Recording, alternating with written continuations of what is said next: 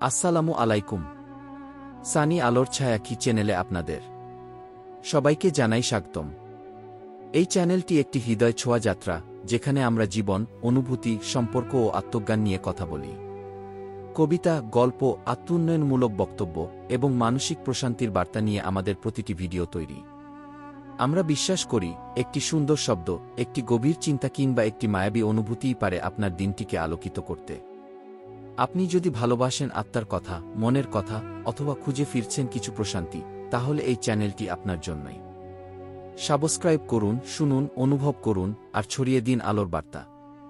নিচে একটি আকর্ষণীয় আকবর বীরবেল গল্প দেওয়া হল, যা কৌতুকের সঙ্গে বুদ্ধিমত্তাও তুলে ধরে। গল্পের শিরোনাম: বীরবলের বিচার। একবার আকবরের দরবারে দুই ব্যক্তি হাজির হল। একজন ছিল দরিদ্র কৃষক, আর অপরজন ছিল ধনী ব্যবসায়ী। তারা এক অদ্ভুত বিষয়ে বাদানুবাদ করছিল। ধনী ব্যক্তি বলল, মহারাজ, এই গরিব লোকটি আমার সোনার হার চুরি করেছে।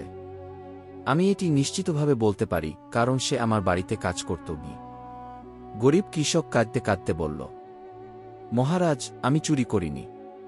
আমি সৎভাবে কাজ করি। আমাকে ফাঁসানো হচ্ছে। আকবর পুরো বিষয়টি শুনে বীরবলের দিকে তাকালেন। বীরবল, এই সমস্যার সঠিক বিচার করো, বললেন তিনি। বীরবল একটু চিন্তা করে বললেন, মহারাজ, আমি এই বিষয়ে সত্য উদ্ঘাটনের একটি উপায় জানি। আমি উভয়কে একটি পরীক্ষা দিতে চাই। তিনি উভয় ব্যক্তিকে একটি করে বাঁশের লাঠি দিলেন। এরপর বললেন, এই দুটি লাঠি জাদুকরি। যিনি চোর, আগামীকাল সকালে তার লাঠি 1 ইঞ্চি বড় হয়ে যাবে। তাই তোমরা এই লাঠি নিয়ে ঘরে যাও এবং সকালে ফিরে এসো।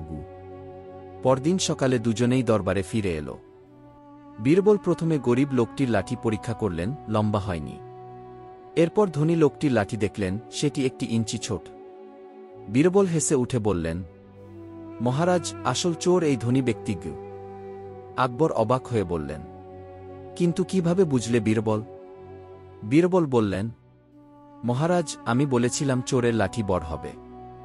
চোর ভয় পেয়ে নিজেই রাতে লাঠি 1 ইঞ্চি কেটে ছোট করে এনেছে, যাতে বড় হলেও ধরা না পড়ে। কিন্তু যেহেতু লাঠি আসলে বাড়েনি, তাই এখন তার লাঠি 1 ইঞ্চি ছোটই। আকবর হাসলেন এবং গরিব কৃষককে মুক্তি দিলেন। ধনী ব্যক্তিকে শাস্তি দেওয়া হল। নীতিবাক্য: সততা কখনোই লুকানো যায় না। বুদ্ধি ও সত্য একসঙ্গে থাকলে মিথ্যা ধরা পড়েই যায়। যদি গল্পটি ভালো লেগে থাকে, অনুগ্রহ করে লাইক দিন, সাবস্ক্রাইব করুন এবং আপনার মতামত শেয়ার করুন।